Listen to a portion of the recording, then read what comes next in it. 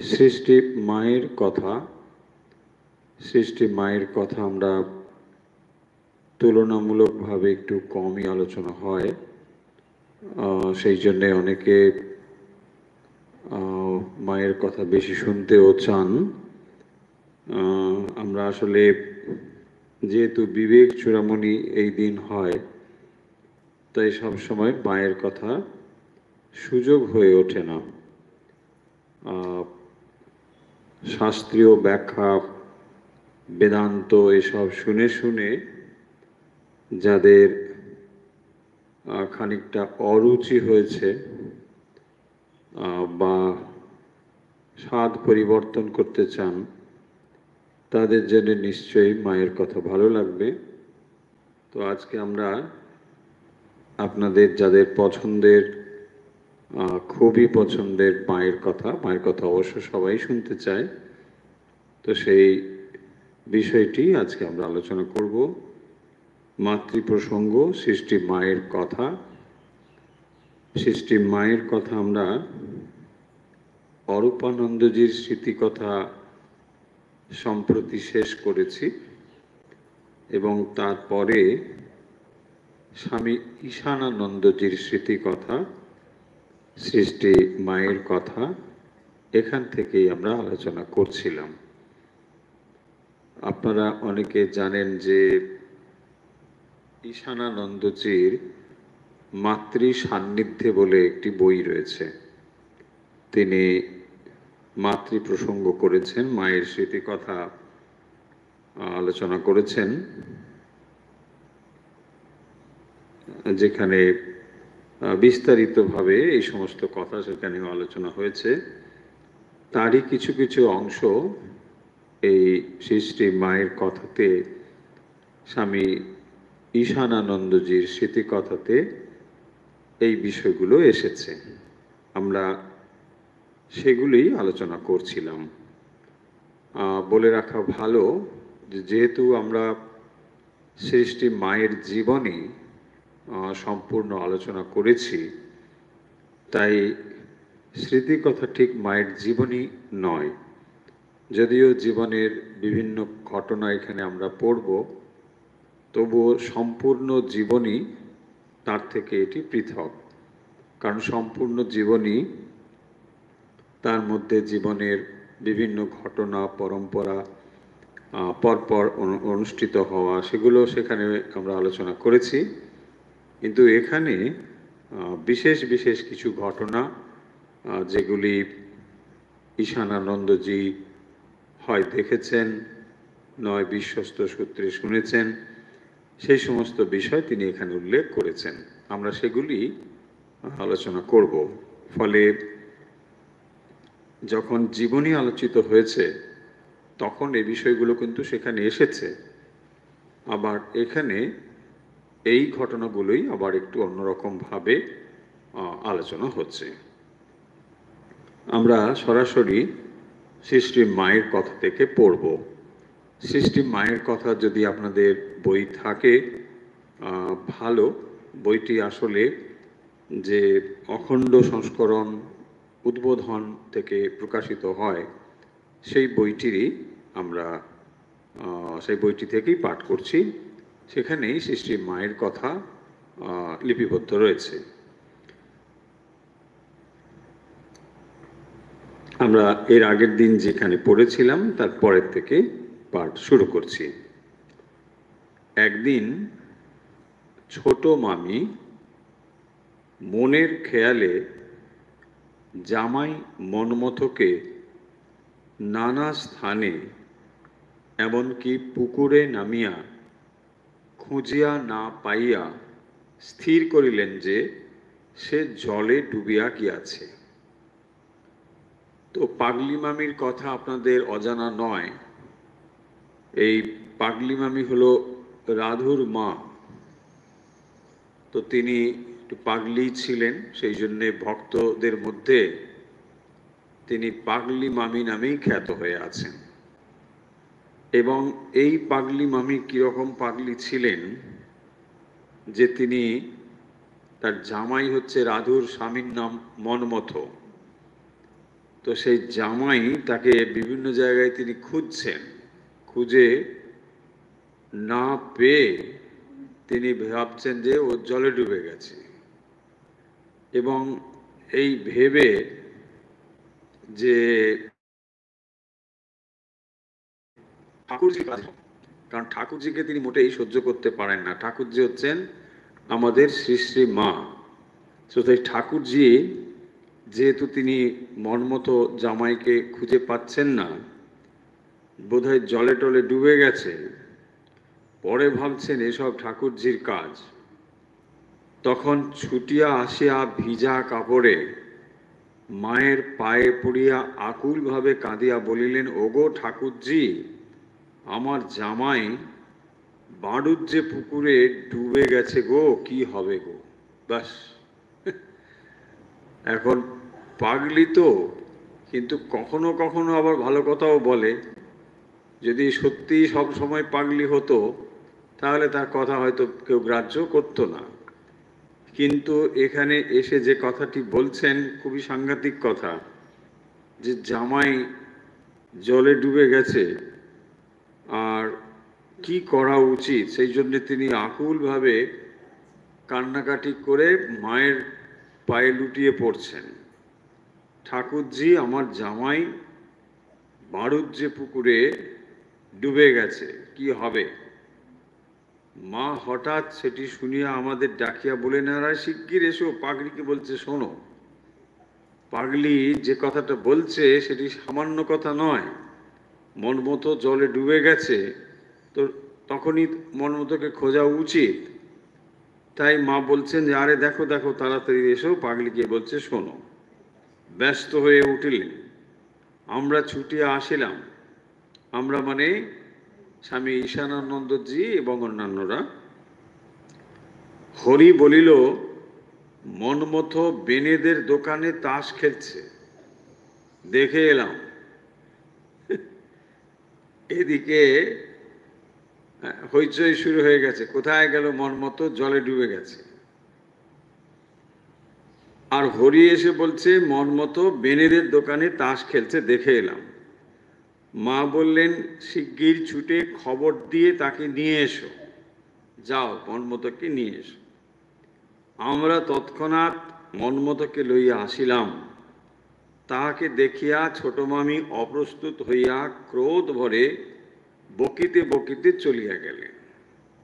না, ভাবুন, ঘটনা তো ঠিকই আছে, কিন্তু মাকে কিরকম ভাবে থাকতে হচ্ছে, কত দিক সামলাতে হচ্ছে একবার ভাবুন।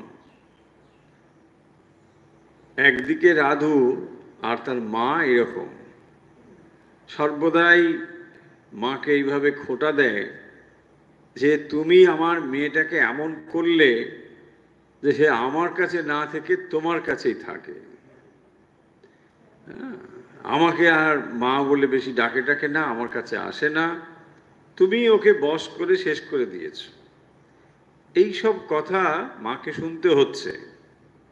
এবং তার মধ্যে এই একটি ঘটনা এখানে উল্লেখ করা হয়েছে। এরকম কত ঘটনা হয়তো তার উল্লেখই নেই, যেখানে জামাই জলে ডুবে গেছে, পাগলি এসে বলছে, তাড়াতাড়ি ব্যস্ত হয়ে সবাই ছোটাছুটি শুরু করলো, কিন্তু এসে বলছে, না না, ওই তো দেখে এলাম খেলছে। দেখুন কি অবস্থা। এদের কথার মধ্যে কোনো সামঞ্জস্য নেই, কিন্তু সেইগুলোকে নিয়েই চলতে হচ্ছে মাকে। তিনি তো আর পাগলামি করতে পারবেন না, তিনি সুস্থভাবে সবাইকে নিয়ে সুন্দরভাবে পরিচালনা করছেন। তবে এই সমস্ত পরিস্থিতিতে মা নিজেকে কিভাবে সংযত রেখে শান্তভাবে সমস্ত কিছু পরিচালনা করছেন, এটি দেখার বিষয়। যে এই ঘটনাটি সামান্য হলেও এর ভেতর দিয়ে মায়ের একটি বিশেষ দিক ফুটে উঠেছে। এই রকম পরিবেশের মধ্যে মাকে থাকতে হয়েছে, সবাইকে নিয়ে তিনি শান্তিপূর্ণভাবে রয়েছেন। আরও ঘটনা রয়েছে, আমরা সেই ঘটনার দিকে আসছি। এটি মানে তার তুলনায় কিছুই নয়, আরও ঘটনা আসছে। বিকেলে মা রাত্রের কুড্ন লইয়া বসিয়াছেন। হঠাৎ ছোট মামি তাহার কাছে বসিয়া বলিতেছেন, তুমি তো রাধুকে আফিম খাইয়ে পঙ্গু করে বশ করে রেখেছ। মা সাধারণত এটাই করতেন। সন্ধ্যেবেলার দিকে কুড্ন কোটা হতো। সন্ধ্যেবেলায় কি রান্না টান্না হবে রাত্রের খাবারের জন্য, তো সেইগুলো তিনি কুটে টুটে রাখতেন, সবজি তরি তরকারি। হঠাৎ ছোট মামি তার কাছে বলছেন যে তুমি তো রাধুকে আফিম খাইয়ে পঙ্গু করে বশ করে রেখেছ রাধুকে। আমার নাতিকে, আমার মেয়েকে আমার কাছে পর্যন্ত যেতে দাও না। বিরাট নালিশ। মা শুনছেন যে তুমি কেবল রাধুকেই এরকম বশ করেছো তা নয়, নাতি টাতি পর্যন্ত তাদেরকেও আমার কাছে আসতে দাও না। মা বলছেন, নিয়ে যা না তোর মেয়েকে, ওই তো পড়ে আছে, নিয়ে যা। আমি লুকিয়ে রেখেছে নাকি? এইরকম দু এক কথা হইতেই মামির পাগলামি চরম সীমায় উঠিয়াছে। তো এইরকম ভাবে কথা কাটাকাটি হচ্ছে। আমরা এই ঘটনা মায়ের জীবনী পাঠের সময় কিন্তু পড়েছি। এখন ঈশানানন্দজির স্মৃতিকথাতে সেই কথাগুলো উঠে আসছে।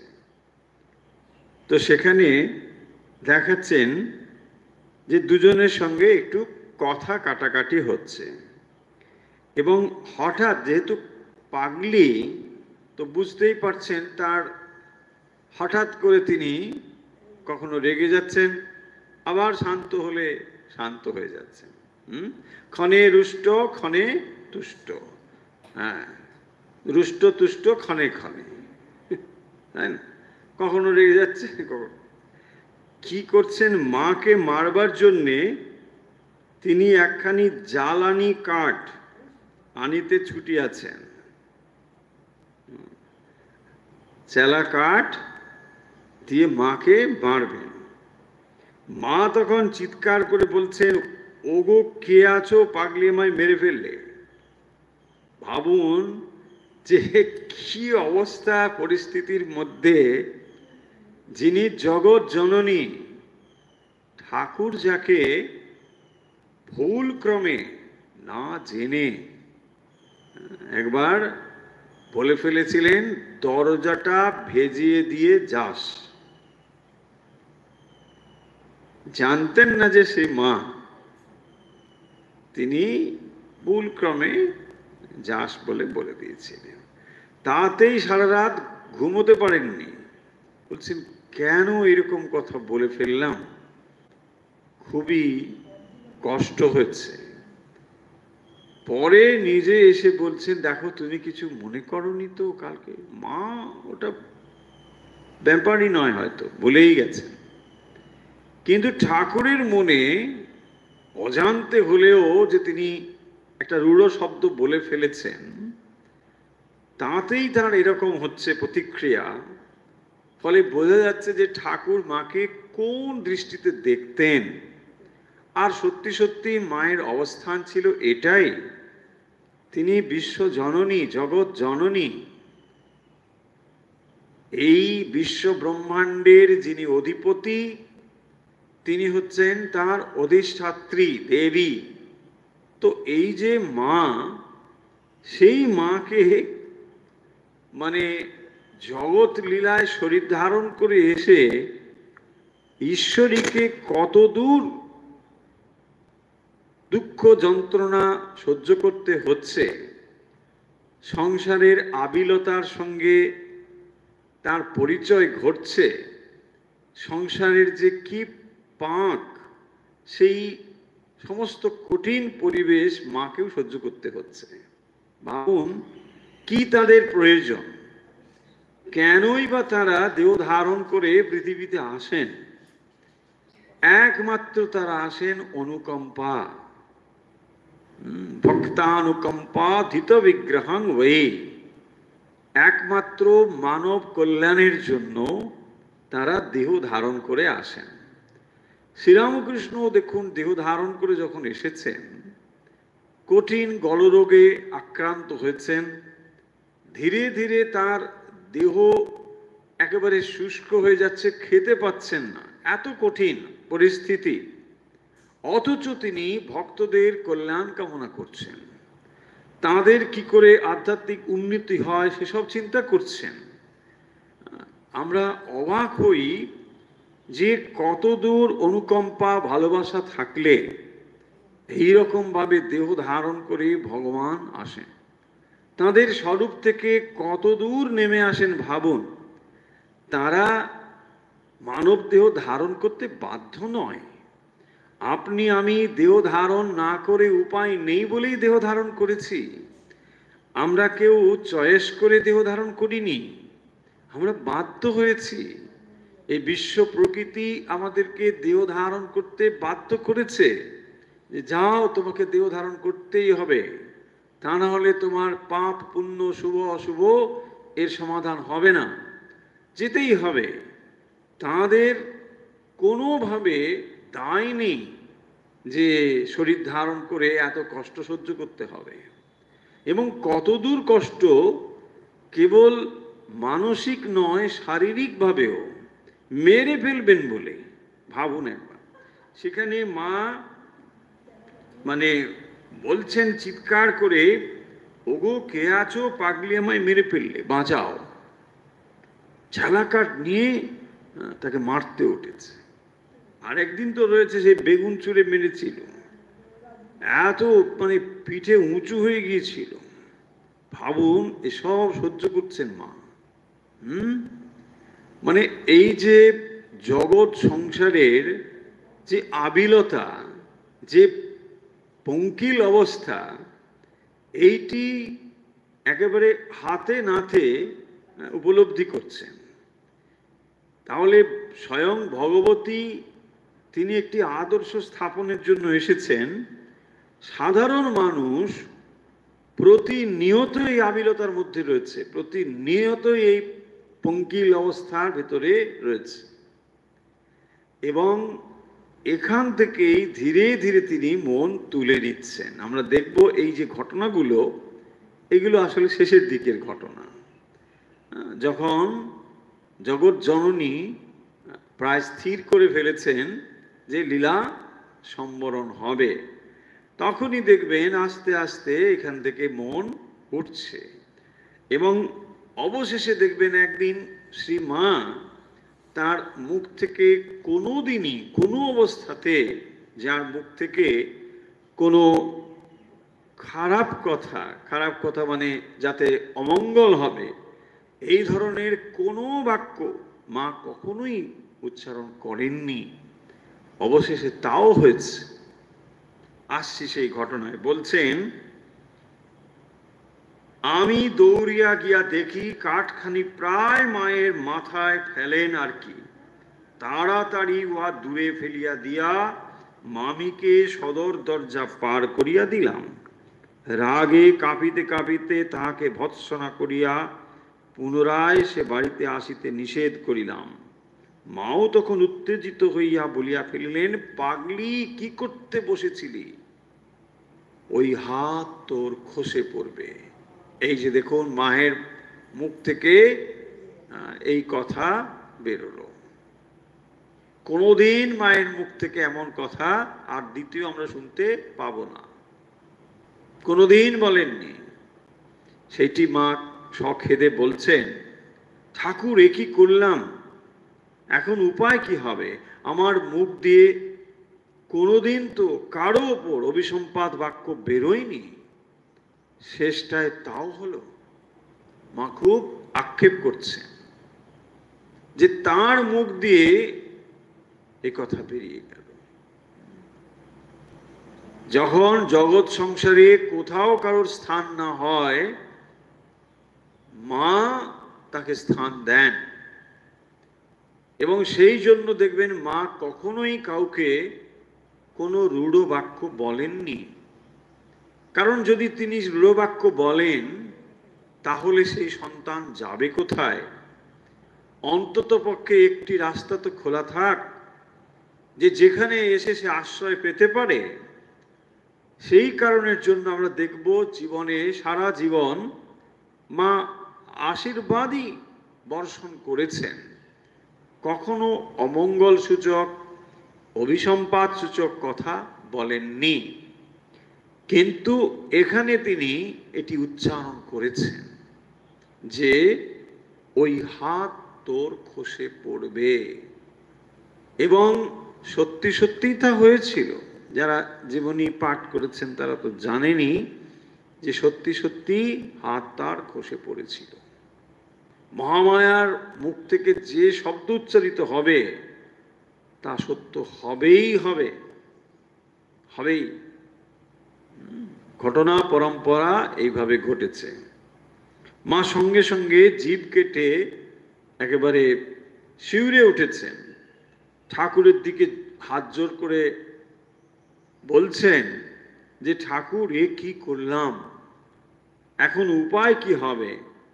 আমার মুখ দিয়ে কোনোদিন তো কারো উপর অভিসম্পাদ বাক্য বেরোয়নি, শেষটায় তাও হলো আর কেন, মানে এবারে লীলা সম্বরণ করতে হবে। যখন এটাই হয়ে গেল, অভিসম্পাদ বাক্য যখন আমার মুখ থেকে বেরোলো, তখন আমার আর কেন, ঠাকুর এবারে আমার লীলা সম্বরণ করো। মায়ের অপার করুণার ভাব দেখে আমি স্তম্ভিত হইয়া গেলাম। স্মৃতিকার মানে স্মৃতিচারণ যিনি করছেন তিনি লিখছেন তার নিজের কথা এটি, যে মায়ের এই যে করুণা, অপার করুণা, তিনি কাউকে দিয়ে এর প্রতিবাদ করতে পারতেন, এখানে আসিস না, এনা তেনা অনেক কিছু হতে পারত, সেসব কিছুই করলেন না। অথচ সম্পূর্ণ কষ্টটা নিজের ভেতর নিয়ে তাকে বলছেন, তুই কি করতে বসেছিস? মানে একটা বিরাট গর্হিতকর ব্যাপার ঘটে যেত।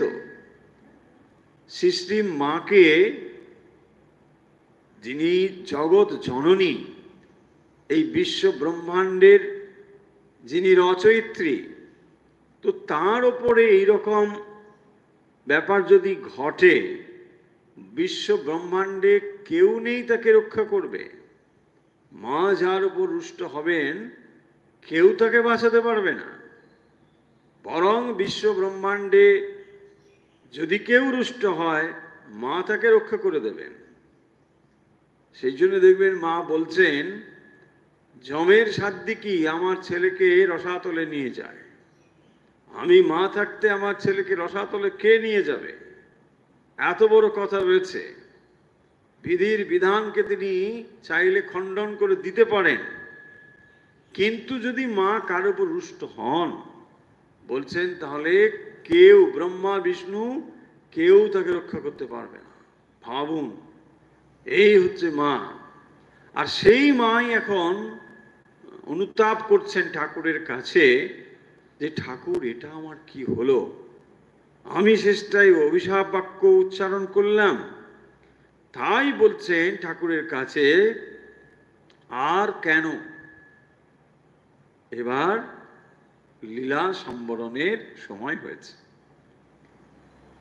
কয়েক মাস পূর্বে ব্যাঙ্গালোরের শ্রীযুক্ত কিছুদিনের ছুটি লইয়া কোয়ালপাড়ায় মায়ের নিকট ছিলেন এবং রাধুর জন্য মায়ের খুব খরচ হইতেছে দেখিয়া তাহাকে প্রতি মাসে প্রচুর অর্থ সাহায্য করিতেন। ব্যাঙ্গালোরের ভক্ত। যাইবার সময় মাকে তিনি বলিয়া গিয়াছিলেন, মা, খরচপত্রে যখনই অনটন পড়বে কোনরূপ দ্বিধা না করে আমাকে যেন একটু জানান। এটা যা ঘটেছিল সেটি তিনি উল্লেখ করছেন। পরে দেখুন, আজকাল জয়রাম বাটিতে খুব খরচ বাড়িয়াছে। শরৎ মহারাজ লিখিয়াছেন, জোগাড় যন্ত্র করিয়া সময় মতো টাকা পাঠাইতে দেরি হইয়া যাইতেছে, এই পত্র শুনিয়া মা বলিতেছেন, তাহলে শরতের হাতে আর বেশি টাকা নেই।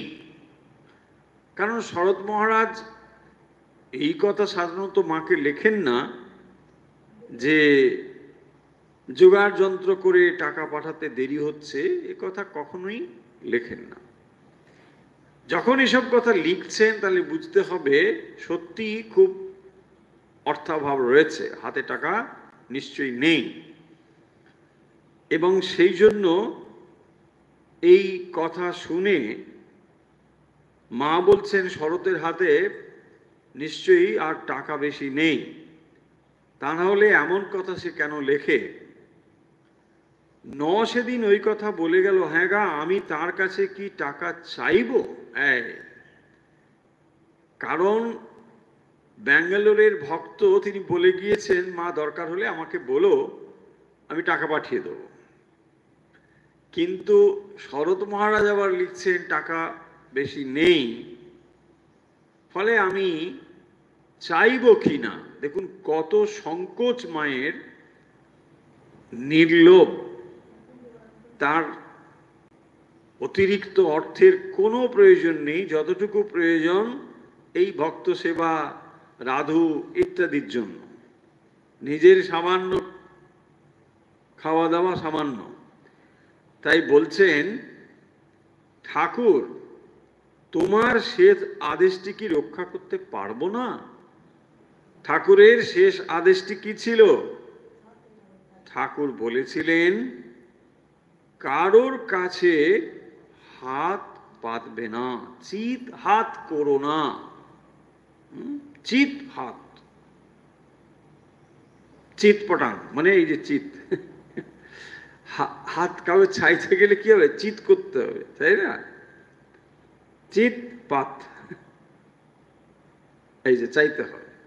তো সেই জন্য বলছেন কারো কাছে চিত হাত করবে না, চাইবে না। ঠাকুর এটি বলেছিলেন। এখন ঠাকুরের এই যে কথা, তাই বলছেন যে তাহলে এখন যে পরিস্থিতি এসে হাজির হয়েছে, টাকা তো প্রয়োজন, তাহলে কি করতে হবে? ওই ভক্তকে জানাতে হবে, তার মানে তো চাওয়াই হলো। সেই জন্যে বলছেন, রাধি তোর জন্যে আমি সব খোয়াতে বসেছি। রাধির জন্যে ঠাকুর বলেছিলেন, দেখো কারো কাছে একটি পয়সার জন্য চিত হাত করো না, তোমার মোটা ভাত কাপড়ের অভাব হবে না, কারোর কাছে চিত হাত হবে না, চাইবে না কারোর কাছে। এখন তিনি তাই দ্বিধা করছেন যে এই ভক্তটিকে তিনি লিখবেন কিনা। ঠাকুর আরো বলেছিলেন যে একটি পয়সার জন্যে যদি কারো কাছে হাত পাতো, তবে তার কাছে মাথাটি কেনা হয়ে থাকবে। দেখুন কত প্র্যাকটিক্যাল ঠাকুর ছিলেন। মানে একদিকে তিনি মুহুর্মুহু সমাধি হচ্ছে, এই জগৎ সংসারের সঙ্গে তার কোনো লেনা দেনা নেই, তিনি এই জগতেরই মানুষ নন। দক্ষিণেশ্বরে হৃদু ভাগ্নে একদিন দেখছেন, সন্ধেবেলা খাওয়ার পরে ঠাকুর একটু ওই বাইরের দিকে হাঁটছেন টাটছেন, তাতে হৃদু দেখছে যে ঠাকুর হেঁটে আসছেন, পাগুলো মাটি থেকে ওপরে, আর পুরো দেহ একেবারে জ্যোতির্ময়, একটা আলো জ্যোতি, দিব্য জ্যোতি। এইরকম অবস্থায় দেখে হৃদু বলছে, মামা তুমি তো মানুষ নও। হ্যাঁ, চিৎকার করছে, মামা তুমি মানুষ নয়, তোমার পা কোথায়? মাটিতে, তুমি তো অনেক উঁচুতে, আর পুরো জ্যোতির্ময় শরীর, একেবারে দেখে অবাক হয়ে যাচ্ছে। এই ছিল ঠাকুরের স্বরূপ। এই জগতের সঙ্গে তার কোনো লেনা দেনা নেই, কেবল দেখতে ওই রকম একটি আমরা দেখছি তাকে, কেবল দেখছি, কিন্তু স্বরূপত তিনি জ্যোতির্ময়। এবং এই যে তার জ্যোতির্ময় শরীর চিৎকার করছে, হৃদু ঠাকুর বলছে, ওরে চুপ কর, চুপ কর, চারিদিকে লোকজন আছে, কি বলছিস, চুপ কর।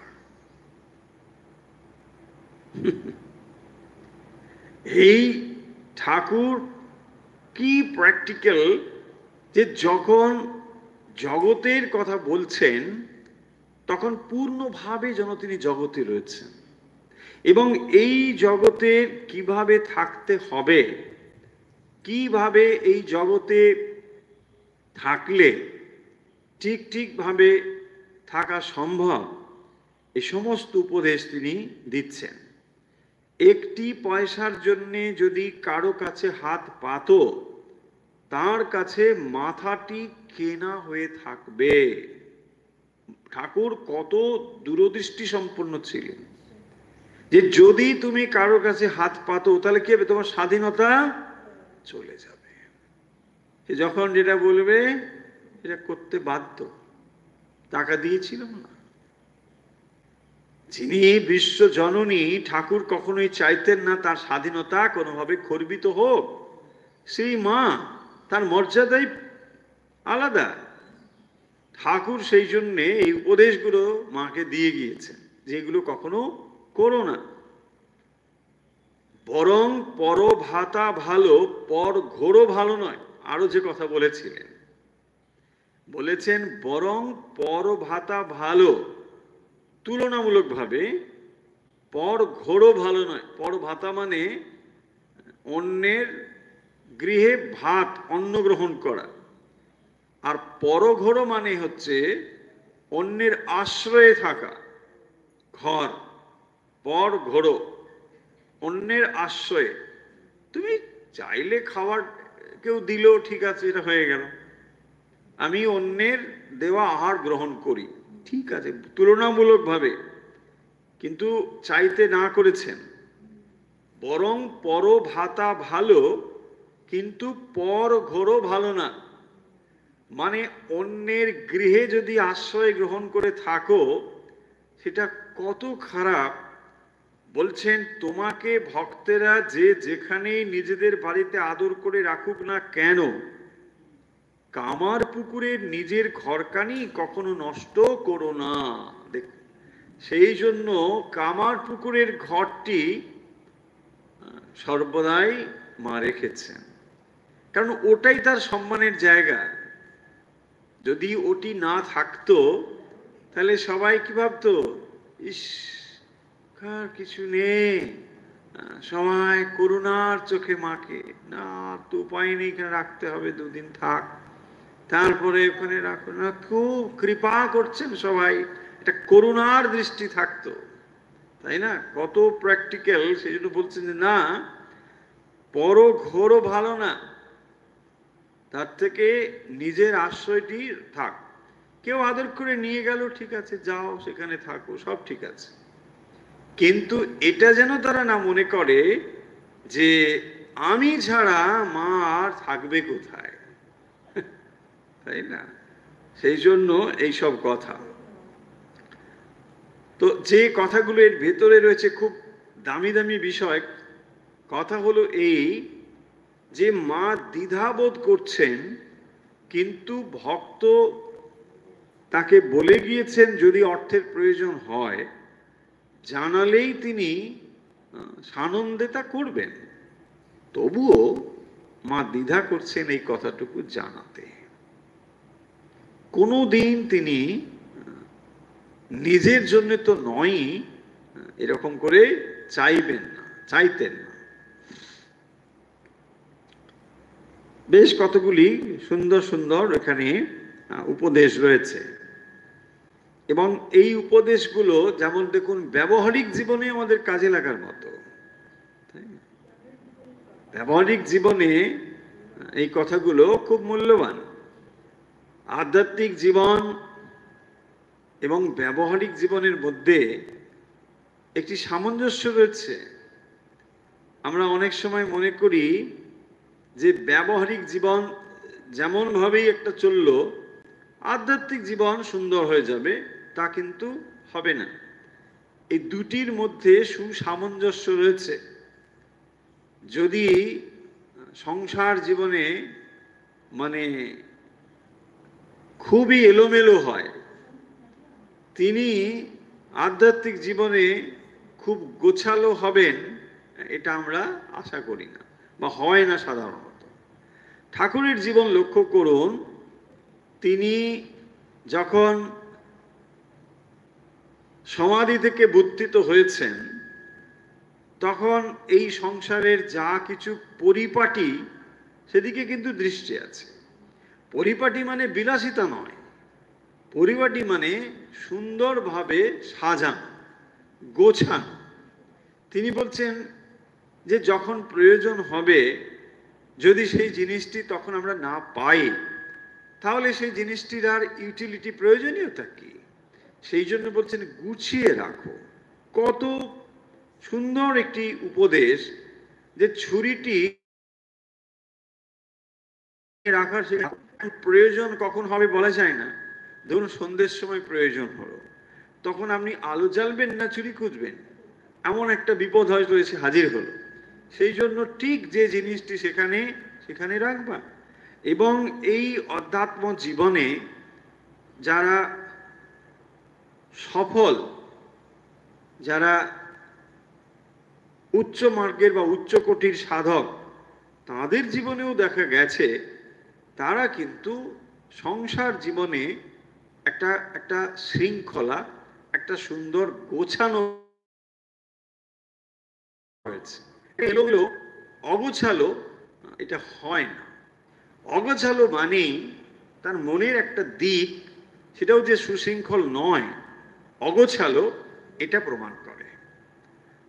তাই সংসার জীবন এবং অধ্যাত্ম জীবনের মধ্যে একটি সুন্দর সামঞ্জস্য রয়েছে। তাই এটি যদি আমরা অনেক সময় কেউ কেউ ভাবি যে সংসার জীবন যেমন খুশি এলোমেলো চলবে আর অধ্যাত্ম জীবন সুগঠিত হয়ে যাবে, তা হবে না। কারণ আপনি তো সেই একই মানুষ, যেই মন নিয়ে আপনি সংসারের কাজ করছেন সেই মন নিয়েই তো ধ্যান করতে বসেন। তো সেই মনটি যদি সংসারের নানা কাজে নানাভাবে অগোছালো হয়, বিশৃঙ্খলভাবে থাকে, বাধ্য ধ্যানের আসনে সেটি নানা দিকে বিক্ষিপ্ত হবেই হবে, এটা বাধ্য হবেই। তাই সুনিয়ন্ত্রিতভাবে মনকে সংযতভাবে ব্যবহার করতে, দৈনন্দিন জীবনে প্রাত্যহিক কাজের মধ্যে যদি আমরা করতে পারি, নিঃসন্দেহে এটা আশা করতে পারি যে তার আধ্যাত্মিক জীবনও সুশৃঙ্খলিতভাবে চলবে। তা না হলে এটা ঘটবে না। তাই এই দুটোর মধ্যে কিন্তু খুব সুন্দরভাবে একটি সামঞ্জস্য রয়েছে। তাই এই যে কথাগুলো এখানে খুব দামি কথা, যে সর্বক্ষেত্রে এই কথাগুলো দামি, যে যেখানে বলছেন যে তুমি কারোর কাছে চাইবে না, চিত হাত হবে না। যদি কারো কাছে চাইতে হয় তাহলে কি হবে, নিজের স্বাধীনতাটুকু চলে যাবে, তার কাছে মাথা নত হয়ে থাকতে হবে। এটাই সংসার। সংসারে কেউ নিঃস্বার্থভাবে আপনার কাছে এগিয়ে আসবে না। যদি তার কাছে কিছু নাও তাহলে তুমি মাথা নত হয়ে থাকতে হবে। সেই জন্যে মাকে তিনি এই কথাগুলো বলে গিয়েছেন, এবং মা কথাগুলোকে কত গভীরভাবে গ্রহণ করেছেন, যে এখানে এমন নয় যে মাকে খুব বেশি অনুনয় বিনয় করে অর্থ চাইতে হবে, তা হবে না।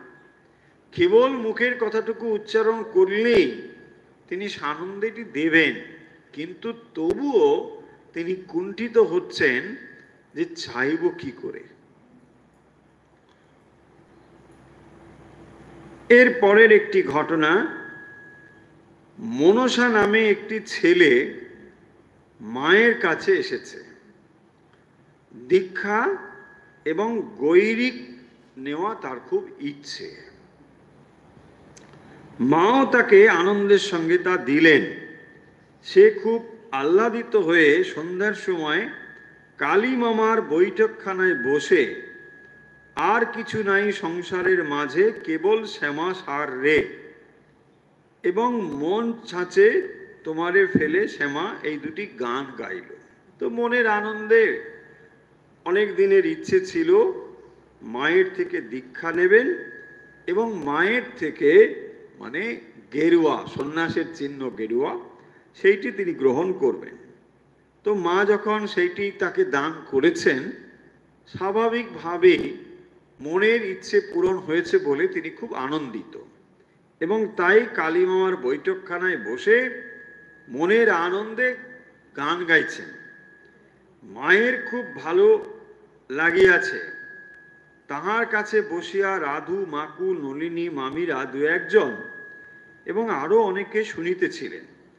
মামিদের মধ্যে একজন বলিলেন, ঠাকুরজি ওই ছেলেটিকে সাধু করে দিলেন। তো ছেলেটি এখন মায়ের কাছে এসে দীক্ষা গ্রহণ করেছে, মায়ের উপদেশ অনুযায়ী গেরুয়া বস্ত্র ধারণ করেছে। তখন এরকমই হতো যে মা কেউ যদি তার কাছে প্রার্থনা করতেন, সন্ন্যাসের চিহ্ন গেরুয়া বস্ত্র মা দান করতেন, আর আনুষ্ঠানিক যে সন্ন্যাস সেটি পরে হতো।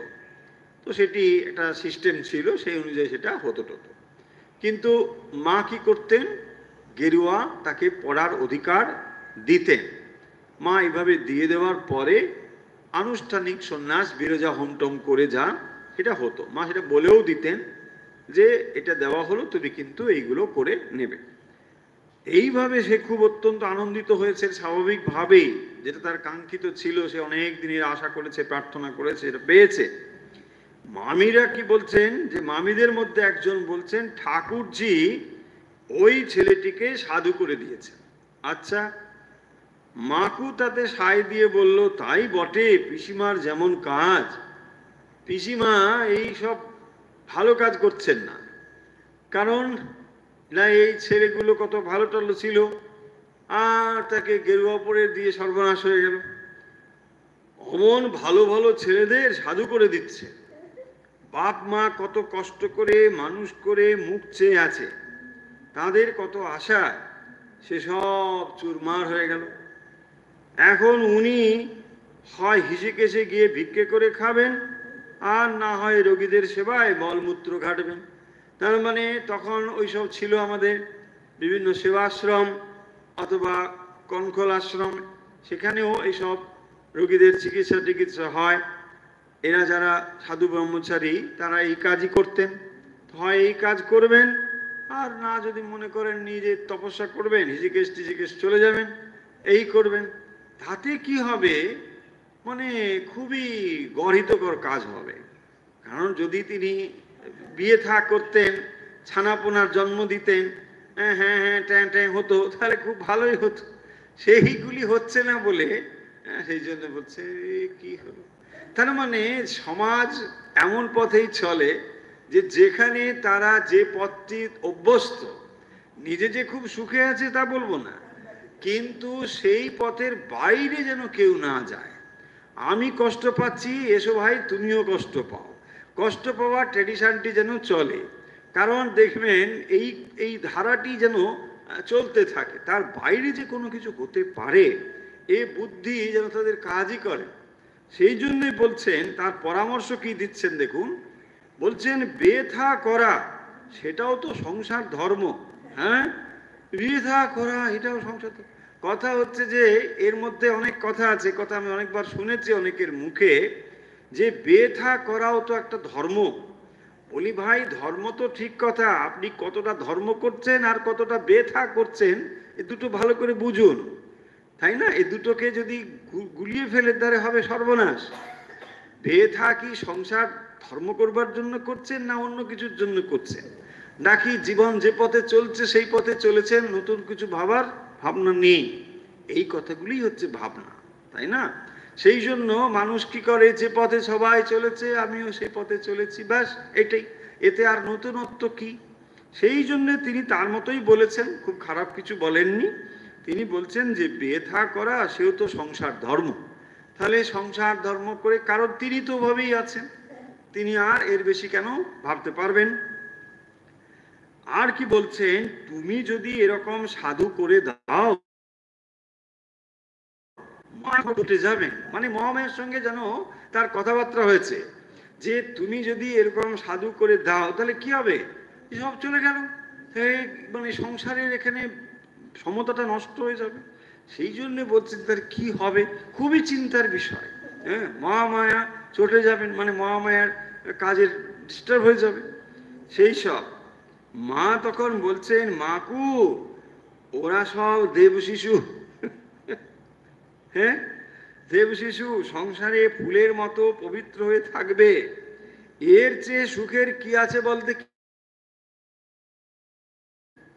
হ্যাঁ, এই বুদ্ধি, এই সংসার হচ্ছে এইরকম এক মায়ার খেলায় চলছে। যারা সাধু সন্ন্যাসী তারা চিরকাল ভাবে যে সংসারী যারা গৃহী সংসার ধর্ম পালন করছেন তারা কি আনন্দে বা সংসারে থাকে। আবার যারা সংসারে রয়েছেন তারা ভাবেন যে এরা কিসের জন্য এরকম সব ছেড়ে টুড়ে চলে যায়, এই এক চিরকাল চলছে। হ্যাঁ, তো সেই জন্য এখানে বলছেন, মা বলছেন ওই মাকুকে, সংসারে যে কি সুখ তা তো দেখছিস, মানুষ এটা বুঝতে পারে সংসারে যে বিশেষ কোনো সুখ নেই এটা বুঝতে পারে, কিন্তু এটাকে ফেলতে পারে না। কারণ একটা একটা বিরাট মনের জোর লাগে এই এত বড় জিনিসটিকে ভেঙে ফেলতে, যেটা দীর্ঘদিন ধরে চলে আসছে গতানুগতিক জীবন, সেই জীবনের বাইরে যাওয়া মানে অত্যন্ত শক্ত মনের একটা পরিচায়ক। সেই কঠিন অবস্থা মনের ভেতরে না এলে, দৃঢ় সংকল্প মনের মধ্যে না এলে এটাকে কিছুতেই ভেঙে ফেলা যায় না। এবং সেই জন্যেই একটা একটা সান্ত্বনা বাক্য এখানে রয়েছে, সংসার ধর্ম বড় ধর্ম তাই ফেলে যেতে পারি না। কিন্তু এই সান্ত্বনা দিয়ে নিজেকে ঠকানো খুব ভালো কথা নয়। সংসার ধর্ম কথাটা মনে রাখতে হবে, সংসারেও ধর্ম হয়, এটি যে হয় না তা নয়, কিন্তু কতটা আমরা সংসার করছি আর কতটা সংসার ধর্ম করছি এটি বুঝে দেখা দরকার। মা বলছেন আরো, স্বামী সুখও দেখলি, এখন লজ্জা হয় না আবার স্বামীর কাছে যাস, এতদিন আমার কাছে থেকে কি দেখলি। দেখুন মা বলছে তার মানে যে অবস্থায় তুই ছিলিস সেইটি তো তোর থাকলো, আমার কাছে এসে যে ত্যাগ শিখবি, আমার কাছে এসে যে বৈরাগ্যের আদর্শ চোখের সামনে দেখছিস, সে ত্যাগ বৈরাগ্য সেসব গেল কোথায়। হ্যাঁ, বলছেন এই তো তোর অবস্থা, সেই জন্য এই কথাগুলো বলছেন। ওরে এত আকর্ষণ পশুভাব কেন, কি সুখ পাচ্ছিস, ফের যদি স্বামীর কাছে যাস দূর করে দেব।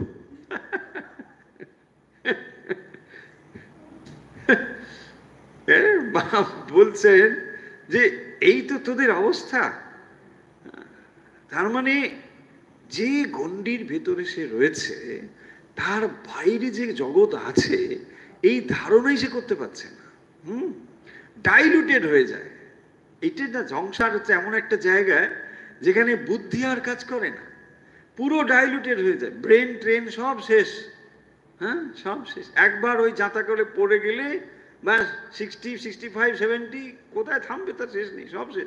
70তেও শেষ নেই, 70 বছরেও, কারণ নাতি টাতি এসে গেছে অনেকগুলো, নাতিরও আবার নাতি আসার সম্ভাবনা হয়ে গেছে, মুশকিল। তখন কি করবে, এদিকে বলছে 70 মানে 70 তাড়াতাড়ি, আর ওদিকে বলছে নাতি, কি করবে। হ্যাঁ না, খুব মুশকিল, ডাইলুটেড, ব্রেন কাজ করছে না। একদিকে ভগবত গীতা, একদিকে মায়ের কথা, ওইদিকে ট্যাঁ নাতি, কি করবে, খুব মুশকিল, পাগল হয়ে যাবে। সেই জন্য বুঝছি বাবরি বাব, এত এইসব কথাটা তার ভালো লাগছে না। হ্যাঁ, কেন চোখের সামনে যা দেখতে পাচ্ছে সেইগুলি ধরতে পারছে না। হ্যাঁ, যদি বলবো থামাও থামাও, এইসব থামাও, এইসব আর ভালো লাগছে না। মা তাই বলছেন, ওরে ওরা দেব শিশু, ওদের অবস্থা মা তো জানেন। মা তাদেরকে যে বৈরাগ্যের পথে প্রেরণা দিচ্ছেন স্বয়ং জেনে তো দিচ্ছেন। যে তাকে যদি বৈরাগ্যের প্রেরণা দেওয়া হয়, জীবন একটা অন্য গতিতে বইবে, একটা অন্য খাতে জীবনকে সে বহন করে নিয়ে যেতে শিখবে। যে গতানুগতিক জীবন সে লাভ করেছে, সেই জীবনকে নিয়ে যাওয়ার মধ্যে কোনো বাহাদুরি নেই, তাই না? যে পরিবেশে সে জন্মগ্রহণ করেছে, সেখানেই সে বড় হয়েছে, পড়াশুনো করছে, বিবাহ করছে, এতে বাহাদুরি কি? যদি একটা জীবনকে সে অন্যভাবে গ্রহণ করে, তখনই তো বুঝতে হবে তার ভিতরে বাহাদুরি আছে, তাই না? সেই জন্যই বলছেন যে তোরা এই মন্তব্য করছিস যে মহামায়া রুষ্ট হবে, আর তুই কি গ্রহণ করলি? চোখের সামনে এত ত্যাগ, এত বৈরাগ্য, এত কিছু দেখলি, আর তবুও তোর ভেতর থেকে পশুভাব যাচ্ছে না। এইগুলোই মা মানে বলছেন। দেখুন, মা এখানে উল্লেখ করছেন রাধুর নাম বটে, রাধুকে উপলক্ষ করে মহামায়া সবাইকেই বলছেন, তাই না? খালি শুয়োরের মতো থাকতে চাস, তোদের সংসারের জ্বালায়, মানে যা বলেছেন মা, এগুলি শুনলে কারো কারো মাথা, আমি সেই জন্য কিছু বাদ দিয়ে পড়া মনে হয় ভালো। হ্যাঁ, একদম বলছেন। সকলে লজ্জায় মাথা হেড করিয়া রহিলেন। সত্যি সত্যি লজ্জারই কথা, কারণ দেখুন মহামায়া স্বয়ং এই ধরনের কথা বলছেন, তো লজ্জারই কথা। যে যে যে যে আসক্তি বিষয়ের প্রতি এগুলো আমাদের ভেতরে রয়েছে, সেগুলো থেকে আমরা যে বেরিয়ে আসতে পারছি না। অথচ মহামায়া কি বলছেন, আরে তোমাকে এই আনন্দের জগৎ দেখাবো। তিনি এই যে আনন্দের পথে যাত্রা করছেন, বলছেন এরা দেব শিশু। কেন বলছেন? বলছেন এই জন্য যে আধ্যাত্মিক জীবন বা ঈশ্বরের পথে যাত্রা একটি আনন্দলোকের যাত্রা।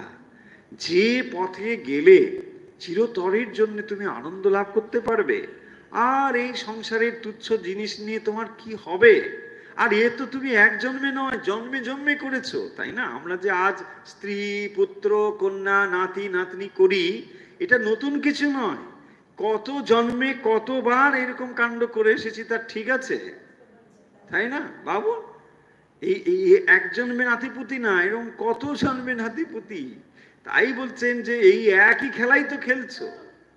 এই খেলা খেলতে খেলতে এমন অভ্যস্ত হয়ে গেছি যে এর বাইরে আর বেরোতেই পারছে না। ভাবুন, বাচ্চা ছেলে মেয়েগুলো জন্মগ্রহণ করার পরে যখন খেলাধুলো শুরু করে, সেখানে দেখবে সংসারপাতি খেলা হচ্ছে, কি কাণ্ড! হ্যাঁ, ওখানে হাড়ি যাবে হচ্ছে, ওখানে নাতি হচ্ছে, জামাই বাড়ি যাচ্ছে। পুতুল খেলা হোক, কিন্তু ওই সংসার খেলাই চলছে। তার মানে ওই খেলা ভেতরেই ঢুকে আছে, তখন থেকেই অভ্যস্ত হয়ে গেছে যে বড় হলে খালি খেলা শুরু হয়ে যাবে। চিন্তা করুন, মহামায়া স্বয়ং এটি বলছেন। মা আবার বলছেন, দেখুন, ভগবানকে ডাকুক আর না ডাকুক, যে বে না করে সে তো অর্ধমুক্ত। দেখুন, যারা সংসারে প্রবেশ করেননি, মায়ের এই কথাটি থেকে উৎসাহ পেতে পারেন। মা কি বলছেন না, অনেক মানুষজন আছেন তো, হ্যাঁ, তারা উৎসাহ পাবেন। ভগবানকে ডাকুক আর না ডাকুক, যে বে না করে সে তো অর্ধমুক্ত। তার মানে সংসারে যদি সে না প্রবেশ করে, সম্ভাবনা থাকলো, দেখুন এই জন্য বলছেন যে সময়ে ভগবানকে একটু মন হবে, সে সময়ে হু করে এগোতে থাকবে। দেখুন এই কথাটা কেন বলছেন? যদি কেউ সংসারে প্রবেশ করে ফেলে, তার স্বাধীনতা খর্বিত হয়, তাই না? তাকে দায়িত্ব নিতে হচ্ছে, অনেক জ্বালা যন্ত্রণা সামলাতে হয়। ফলে পুরুষ অথবা মহিলা উভয়ের ক্ষেত্রেই বলা হচ্ছে, যদি তার এই দায়িত্ব না হয়, অর্থাৎ তিনি যদি বিবাহ না করেন, মা বলছেন অর্ধমুক্ত। তার মানে যদি ভগবানকে সে ডাকুক আর না ডাকুক, ক্ষেত্রটা প্রস্তুত হয়ে থাকলো, তার স্বাধীনতা খর্বিত হয়ে গেল না। দেখুন কেন ঠাকুরও এই কথাগুলো বলছেন। মাস্টারমশাইকে যখন বলছেন কি বিয়ে হয়ে গেছে, হ্যাঁ বলছে না হয়ে গেছে, ছেলে না হয়ে গেছে, ব্যাস ঠাকুর বলছে ওরে হয়ে গেছে। এসব আছে না কথা, এমনিতে হয়ে গেছে। মানে কি? এ কথার অর্থ হলো যে যখন বিবাহ হয়ে গিয়েছে, তার স্বাধীনতা খর্বিত হয়েছে। তিনি আর ফ্রি নেই ইচ্ছে মতন যে ভগবানের সাধনা করবেন সেটা নেই, তাকে কৈফিয়ত দিতে হবে, কেন, কোথায় গেলে, কি হলো, এইসব অনেক কাণ্ড ঘটবে। সেই জন্য যেখানে বলছেন, যদি বলছেন যে সময়ে ভগবানে মন হবে, দেখুন এখন হয়তো তার ভগবানে মন নেই, কিন্তু যখন ভগবানে মন হবে হু হু করে এগোতে থাকবে, হয়তো তার ভগবানে অতটা মন নেই, কিন্তু সে সংসারের মধ্যে গেল না, ঠাকুর স্বামীজির ভাব নিয়ে হোক বা না হোক, সে এমনিভাবেই থাকলো। কিন্তু এক সময় যদি কখনো তার মনে ভগবানের ভাব আসে, ভগবানকে ডাকার ইচ্ছে হয়, বলছেন হু হু করে এগোতে থাকবে, কারণ তার আর প্রতিবন্ধকতা, বাধা আর নেই। কিন্তু যিনি বিবাহ করে ফেলেছেন, সংসারের দায়িত্ব নিয়ে ফেলেছেন, এখন চাইলেও আর থামতে পারছেন না, এখন কাঁধে জোয়াল নিয়ে ফেলেছেন, তাই না, স্বাধীনতা খর্বিত হয়েছে। তাই অনেকে দেখবেন মানে আক্ষেপ করে বলেন যে করতে পারি না এগুলো, বাড়িতে এগুলো সাপোর্ট করে না, ঠিকই তো, এই জন্যই অনেকে পারেন না, মনের দুঃখ রয়েছে, কিন্তু সেটা তারা অন্যভাবে চেষ্টা করছেন, সেটা নিঃসন্দেহে ঠিক কথা। কিন্তু যদি এই রেসপন্সিবিলিটিটা না হতো, দায়িত্বটা না নিতে হতো, তাহলে নিশ্চয়ই আরো ভালো হতো। যাদের মহাপাপ তারাই বিয়ে করে সংসার করে, এই কথার আমি এক্সপ্লেনেশন দেবো না, তাই না, এটা বললে পরে খুব মানে ভালো হবে না। মা এটা বলেছেন, ভগবানে মন হলেও কিছুতেই আর উপরে উঠতে পারে না। এই যে কেন বলছেন দেখুন, ভগবানে মন হলেও উঠতে পারে না, মানে বাধাগুলো প্রচুর প্রচুর বাধা আছে, হাত পা সব বাঁধা। এই যে বলছেন হাত পা সব বাঁধা, মানে স্বাধীনতাটা খর্বিত হয়েছে। তাহলে আজকের কথা শেষ করব। আমরা আজকে বেশ কয়েকটি স্মৃতি কথা, যে ঈশানানন্দজি মায়ের সম্পর্কে যে স্মৃতি কথা লিখেছেন, সেগুলি আমরা আলোচনা করছিলাম। প্রথম ক্ষেত্রে আমরা যেটি দেখলাম সেটি হচ্ছে রাধুর স্বামী মনমথ পাগলি মামি একদিন এসে মায়ের কাছে বলছেন, হ্যাঁ জামাইকে পাওয়া যাচ্ছে না, রাধুর স্বামী মনমথ কোথায় পাওয়া, জলে ডুবে গেছে, আরে দেখো দেখো জলে ডুবে গেছে, চিৎকার চেঁচামেচি। মা তখন বলছে তাই হবে বৌদি, আরে দেখো পাগলি কি বলে, জলে ডুবে গেছে, খোঁজো খোঁজো খোঁজো খোঁজো। তারপরে একজন এসে কি বলছে যে না না, ও তো ওখানে বসে তাস খেলছে। ফলে এই যে উদ্বিগ্ন, আবার সেখান থেকে শান্ত অবস্থা হওয়া, এই রকম নিয়ে মাকে চলতে হচ্ছে। এবং এই সমস্ত পরিবেশের ভেতর দিয়েই সত্যি সত্যি মহান চরিত্রকে চেনা যায়। দেখুন আমরা শ্রী শ্রী মাকে এরকম অবস্থায় দেখছি না যে একটি বিরাট সিংহাসনে তিনি বসে আছেন, সবাই এদিকে এদিকে পাখা ব্যজন করছেন, আর লাইন দিয়ে ভক্তরা যাচ্ছেন, একটু পিক পিক করে হাসছেন, হ্যাঁ, এরকম হচ্ছে না। মাকে আপনি একেবারে আটপৌরে ঘরের মধ্যে, পরিবেশের মধ্যেই পাচ্ছেন, মানে কখনো তিনি পূর্ণ করছেন, কখনো ভক্তদের জন্য ব্যস্ত, কোথায় পায়ে বাঁধ নিয়ে খুঁড়িয়ে খুঁড়িয়ে দুধ আনতে যাচ্ছেন, ভক্ত এসে গেল একটু সবজি আনতে যাচ্ছেন, এত তার চিন্তা, সব দিকে তাকে নজর রেখে চলতে হচ্ছে। তার মধ্যেও তিনি জগৎ জননী মহামায়া। এই হচ্ছে আমাদের মায়ের বৈশিষ্ট্য, যে তিনি এবারে ওই রাজ সিংহাসনে বসে হাওয়া খাওয়ার জন্য আসেননি, ঠাকুরের সঙ্গে, বা ঠাকুরের থেকেও একটু বেশিই বলবো, কারণ ঠাকুরকে অন্তত এই রকম পরিবেশ বা পরিস্থিতির মধ্যে পড়তে হয়নি, ঠাকুরকে অন্য দিক থেকে অনেক কঠিন পরিস্থিতি পড়তে হয়েছে ঠিকই, কিন্তু একেবারে এই স্তরে নেমে এসে যে বিরুদ্ধ পরিবেশে মাকে কাজ করতে হয়েছে, সেখানে মানে বুদ্ধি স্থির রাখা খুব কঠিন, কিন্তু মা যথার্থ রূপে বুদ্ধি স্থির রেখে কাজ করেছেন। ঘটনা এই। দ্বিতীয় ঘটনাটি হচ্ছে যে এই পাগলি মামি আরো তার পাগলামি কত বাড়লো। একদিন রাধু নিয়ে প্রসঙ্গে বলছে যে তুমি আমার মেয়েটাকে একেবারে আফিম খাইয়ে বশ করে ফেলেছ, সে আমার কাছে আসে না, নাতিও আমার কথা শোনে না। ফলে এইরকম একটি মানে অভিযোগ বা কথা কাটাকাটি চলছে মায়ের সঙ্গে। মাও দুটো কথা বলছেন, তুই নিয়ে যা, তোর ছেলে কে, আমি রেখেছি ইত্যাদি বলেছে। চলছিল মুখে, হঠাৎ করে পাগলি, তার তো কোনো জ্ঞানগম্যী ওইরকমই অবস্থা না, যেহেতু ধরাই হচ্ছে তিনি একেবারে মাথা ঠিক নেই, তো করেছেন কি, চেলা কাঠ নিয়ে মাকে মারতে যাচ্ছে, তুলেই ফেলেছেন একেবারে দেবেন মেরে। তারপরে এরা এসে সামলে দিল। হ্যাঁ, আরে কি করতে যাচ্ছিস? ঠাকুর যাকে ভুলেও ফুলটি দিয়ে আঘাত করেননি, তাকে এরকম। কিন্তু মা সেখানে কি করছেন, ওরে ওই হাত তোর খসে পড়বে, মা বলে ফেলেছেন। এবং এইটি বলার পরে তিনি জিভ কেটে ঠাকুরের কাছে হাত জোর করে বলছেন, ঠাকুর এই আমি কি বলে ফেললাম, আমার মুখ দিয়ে এমন কথা, এমন অভিশাপ বাণী বেরিয়ে গেল, ঠাকুর এটা কি হবে? আর কেন ঠাকুর, শেষটায় তাও হলো, আমার মুখ থেকে কোনো অভিসম্পাদ বাক্য কোনোদিন বেরোয়নি, এটাও হলো। যিনি মা তিনি কোনোদিন সন্তানের জন্য কোনো অমঙ্গল কোনো দিন চান না, কোনো অবস্থাতেই চান না। আর তিনি তো জগৎ জননী, তাই না? আমাদের জাগতিক যে মা, তিনিও কোনো সন্তানের প্রতি এত রূঢ় হন না। মা এখানে এই কথা বলেছেন বলে ঠাকুরের কাছে তিনি হাত জোর করে ক্ষমা চাইছেন। তারপরে একটি ঘটনা আমরা পড়লাম, সেটি অর্থের ব্যাপারে। ব্যাঙ্গালোরের এক ভক্ত, তিনি মাকে অর্থ পাঠাবেন বলে কথা দিয়ে গেলেন, এবং কিছু অর্থ তিনি পাঠাতেনও, এর থেকেও যদি অতিরিক্ত অর্থের প্রয়োজন হয়।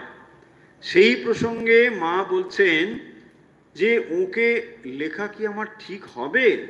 কারণ ঠাকুর বলেছিলেন কারো কাছে চিত হাত হবে না, কারোর কাছে চাইবে না। তাহলে ওর কাছে চাওয়াটা আমার কি ঠিক হবে? আমাকে সেটাও চাইতে হবে। এইসব তিনি বলছেন। মোটা ভাত কাপড়ের অভাব হবে না। আর বলছেন যে পর ভাতা ভালো, কিন্তু পর ঘোড়ো ভালো নয়। অপরের দেওয়া অন্ন সেটা তবু একরকম, কিন্তু যেন পরের আশ্রয়ে থাকতে না হয়, পরের আশ্রয়ে। তারপরে যে প্রসঙ্গটি এসেছে সেটি হচ্ছে, মনসা নামে একটি ছেলে, সে অনেক দিন থেকে ইচ্ছে করেছিল মায়ের কাছে দীক্ষা নিয়ে, মানে বৈরাগ্যের চিহ্ন গেরুয়া বস্ত্র মায়ের থেকে গ্রহণ করবেন। মা তাকে আশীর্বাদ সূচক এটি দিয়েছেন, দীক্ষাও দান করেছেন। তো ছেলেটি খুবই মনের আনন্দে দাওয়ায় বসে, কালীমামার দাওয়ায় বসে বসে শ্যামা সঙ্গীত গাইছেন, আনন্দে মা ইচ্ছে পূরণ করেছেন, খুবই ভালো কথা। তো এইখানে মামা আরে মামি আর মাকু রাধু এরা সব ছিল, তারা সব মানে ফোড়ন কাটা শুরু করেছে, বলছে এই সব কি করছে, ভালো ভালো ছেলে সব, এদের মা এরকম করে দিচ্ছে, মহামায়া কি হবে, মহামায়া রুষ্ট হবে। আর এরা কি করবে, হয় গিয়ে ওই রোগীদের সেবা করবে, না হয় ওই হরিদ্বারে গিয়ে সাধুগিরি করবে। এই তো, এসব কেন করা হয়? এই সব কথা শুনে মা বলছেন যে মাকু, ওরা সব দেব শিশু, সংসারে ফুলের মতো পবিত্র হয়ে থাকবে।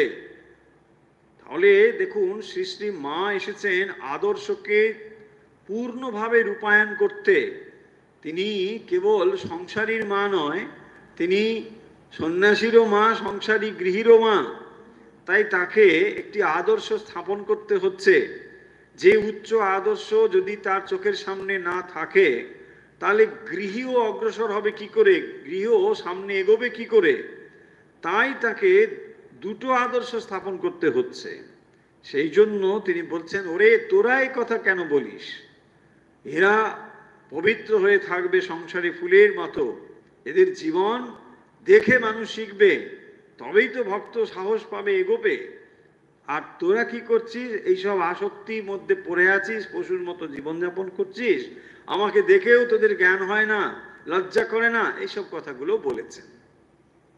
তারপরে মা বলছেন যে ভগবানকে ডাকুক আর না ডাকুক, যে বিবাহ না করেছে সে অর্ধমুক্ত হয়ে আছে।